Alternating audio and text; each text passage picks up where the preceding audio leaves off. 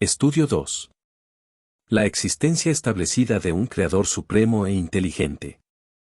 La indagación razonable y sincera de lo desconocido a la luz de lo conocido, aun desde el punto de vista del escéptico, llevará hacia la verdad al razonador inteligente y libre de prejuicios.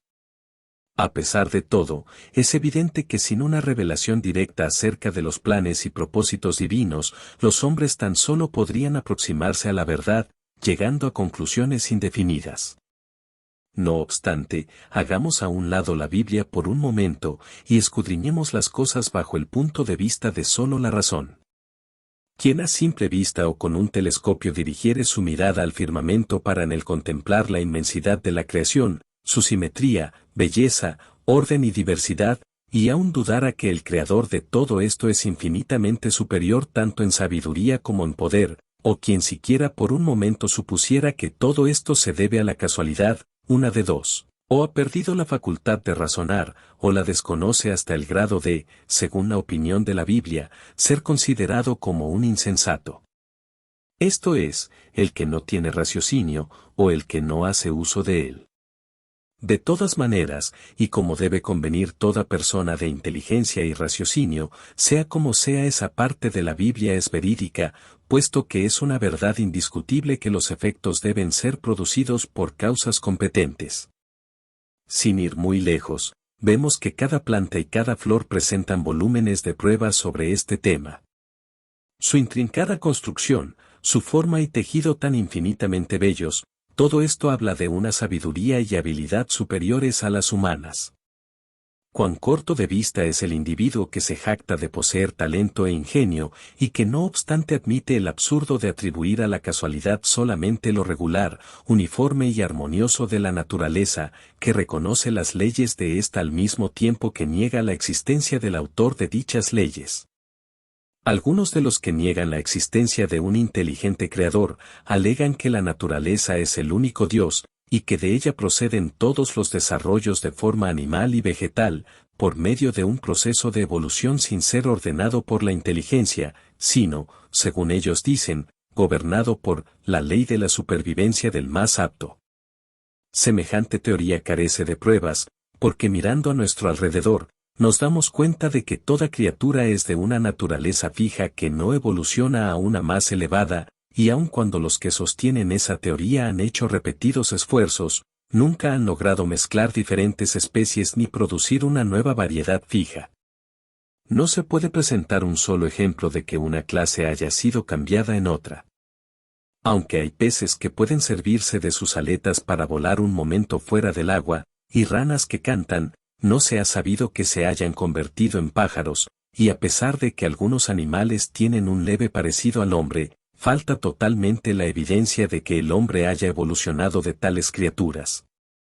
Al contrario, las investigaciones prueban que, si bien se pueden producir diferentes variedades de la misma especie, es imposible confundir las especies o hacer que la una evolucione de la otra. Por la misma razón, aun cuando el asno y el caballo se parecen, no podemos decir que son de la misma familia, puesto que es bien sabido que el producto de su cruzamiento es imperfecto y no puede propagar ninguna de las dos especies. Seguramente que, si una naturaleza desprovista de inteligencia fuera la potencia creadora o evolutiva, el proceso sería continuo y no habría tal cosa de especies fijas, pues sin inteligencia para dirigir nada llegaría a tener condiciones fijas. La evolución sería hoy un hecho, y veríamos a los peces convirtiéndose en pájaros y a los monos en hombres. Si semejante teoría pretende que seres inteligentes fueron creados por un poder privado de inteligencia, llegamos a la conclusión de que es tan contraria a la razón humana como a la Biblia.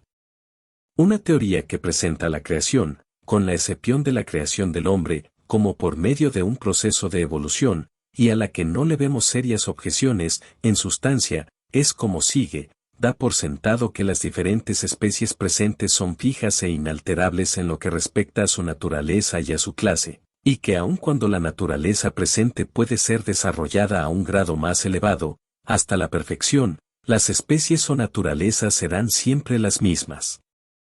Asume que ninguna de las especies fijas fueron creadas de tal manera, sino que, en tiempos remotos, se desarrollaron de la Tierra y por medio de un proceso gradual de evolución fueron cambiándose de una en otra forma estas evoluciones, bajo las leyes divinamente establecidas y en las cuales los cambios de alimento y de clima jugaron una parte importante. Continuaron en progreso hasta que se formaron las especies fijas que hoy vemos, más allá de las cuales es imposible un cambio, puesto que,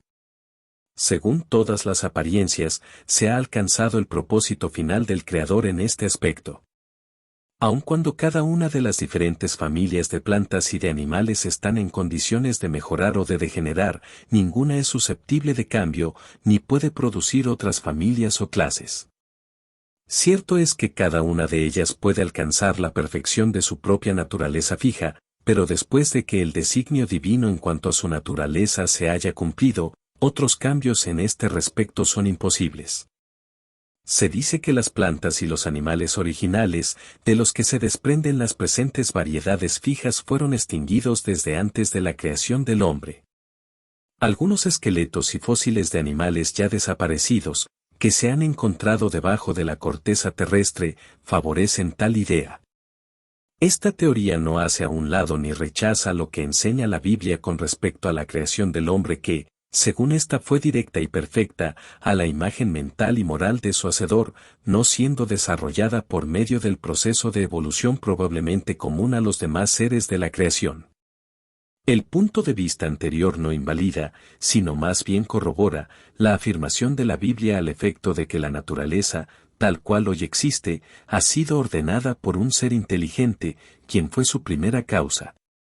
Es justo y propio que la razón humana haga sus mejores esfuerzos con el objeto de trazar los hechos conocidos a causas razonables y competentes. En todo caso dando debido crédito a las leyes de la naturaleza, pero jamás olvidando que, tras el mecanismo intrincado de ésta, se encuentra la mano de su gran autor, el sabio y omnipotente Dios. Pretendemos que la existencia de un creador inteligente es una verdad largamente demostrada, las pruebas se encuentran a nuestro alrededor, y aún dentro de nosotros mismos, somos su obra maestra en la que cada facultad mental y física nos habla de una sorprendente habilidad que excede en mucho a nuestra capacidad de comprender. Ese ser es también el inventor y creador de lo que llamamos naturaleza. Afirmamos que Él ordenó y estableció las leyes de la naturaleza, cuya armonía y orden de operación, al contemplarlas, no podemos menos de admirar. Al ser cuya sabiduría forjó el universo y cuyo poder lo sostiene y guía, cuya sabiduría y poder inconmensurablemente exceden a los nuestros, a ese ser, instintivamente honramos y adoramos. Si no lo hubiéramos poseído de benevolencia y de bondad correspondientes a su poder, al darnos cuenta de la existencia de semejante Dios, su omnipotencia podría amedrentarnos. Que Él posee esas cualidades, se pone de manifiesto por las mismas evidencias demostrativas de su existencia, poder y sabiduría. No solo nos vemos forzados a llegar a la conclusión de que si existe un Dios, y que en grado sumo su poder y sabiduría superan a los nuestros, sino además, y ejercitando el raciocinio, debemos admitir que la más grandiosa creación no puede aventajar a su Creador. De esto inferimos que la mayor manifestación de benevolencia y justicia por parte del hombre es inferior a la del Creador, de igual manera que lo es su sabiduría y poder. Ahora pues, tenemos ante nuestra visión mental el carácter y los atributos del gran Creador. Él es sabio y justo, amante y poderoso, y no cabe duda que en cuanto a magnitud, sus atributos exceden a los de su admirable creación. Habiendo llegado a la conclusión razonable con relación a la existencia y al carácter de nuestro Creador, preguntamos, ¿qué es de esperarse de semejante ser? Se nos ocurre la respuesta de que la posesión de tales atributos necesariamente implica su ejercicio, su uso. El poder divino debe ponerse en acción, y esto, naturalmente en armonía con su propia naturaleza, de una manera sabia, justa y benévola. Como quiera que actúe el poder de Dios, los resultados finales serán compatibles con su naturaleza y carácter, y cada uno de sus pasos será aprobado por su infinita sabiduría. ¿Puede concebirse un ejercicio más razonable de poder que el manifestado en la creación de innumerables mundos a nuestro alrededor y en la maravillosa variedad en la tierra? ¿Qué podría ser más razonable que la creación del hombre, un ser dotado de raciocinio y juicio, competente para apreciar las obras de su Creador y de juzgar su habilidad, su sabiduría, su poder y su amor? Todo esto es muy razonable y en perfecto acuerdo con hechos conocidos por nosotros. Y ahora viene nuestra proposición final: no es razonable suponer que ese ser, infinitamente sabio y bueno, habiendo hecho una criatura capaz de comprenderle y apreciar su plan, movido por su amor y su justicia, satisfaga los anhelos de esa criatura dándole alguna revelación. ¿No sería razonable el suponer que Dios daría al hombre alguna información concerniente al objeto de su existencia y de los planes para su futuro? Viéndolo de la otra manera, ¿no sería irrazonable suponer que ese Creador, después de formar criaturas tales como el hombre, dotándolo de la facultad de razonar, y deseoso de indagar el porvenir, se abstuviese de hacerle revelación alguna con respecto a sus planes, calmando así sus anhelos? Tal conducta sería irrazonable por no hallarse de acuerdo con el carácter que fundadamente atribuimos a Dios, sería contraria al proceder de un ser que se gobierna por la justicia y el amor. Podemos razonar que si la divina sabiduría, al crear al hombre, hubiese considerado inadecuado el concederle algún conocimiento con respecto a su futuro destino y a su parte en los planes de su Creador, de seguro la justicia y el amor divinos hubieran insistido en que las capacidades de ese ser fueran tan limitadas como lo necesario para que no estuviese continuamente perplejo, atormentado con sus dudas, sus temores e ignorancia. En tal caso, el poder divino habría creado al hombre bajo tales limitaciones. El hecho de que el hombre es competente para apreciar el carácter que atribuimos al Creador, es suficiente razón para que Dios concediera esa revelación, al tiempo y de la manera que su sabiduría lo considere. Considerando lo anterior, si ignorásemos la existencia de la Biblia, el sentido común nos conduciría a esperar y a estar listos para recibir una revelación cual ésta pretende ser. Además, al notar el orden y la armonía de la creación en general, como se manifiesta en la gran procesión de esferas y sistemas planetarios, todos guardando tiempo y lugar, no podemos menos de inferir que las menores irregularidades, tales como terremotos, ciclones, etc., son solamente indicaciones de que la operación común de los diferentes elementos en este planeta aún no ha llegado a su estado de perfección. La seguridad de que todo llegará a ser perfecto y armonioso, tanto en la tierra como en el cielo, junto con la explicación del por qué no lo es así actualmente, no son cosas irrazonables para que el hombre las pida ni para que las conceda el Creador, cuya sabiduría, poder y benevolencia se han demostrado. Por tanto, debemos esperar que la revelación buscada contenga esta seguridad y explicación. Habiendo ya establecido lo razonable que es el esperar una revelación de la voluntad y plan divinos en lo que respecta a nuestra raza, en el estudio siguiente examinaremos el carácter general de la Biblia, la que pretende ser esa revelación. Si allí se presenta el carácter de Dios en armonía perfecta con el dictamen del raciocinio, de acuerdo con lo anteriormente, llegaremos a la conclusión de que ella misma habrá probado ser la revelación que se necesita y se espera, y aceptaremos su testimonio como tal.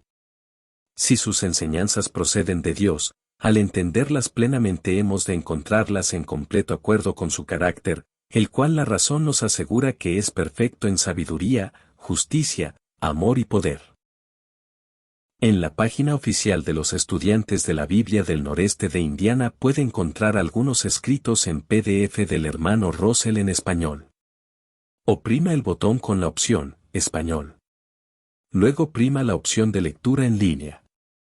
Podrá leer algunos títulos como El plan divino de las edades, Sombras del tabernáculo, La reconciliación entre Dios y el hombre, y La nueva creación.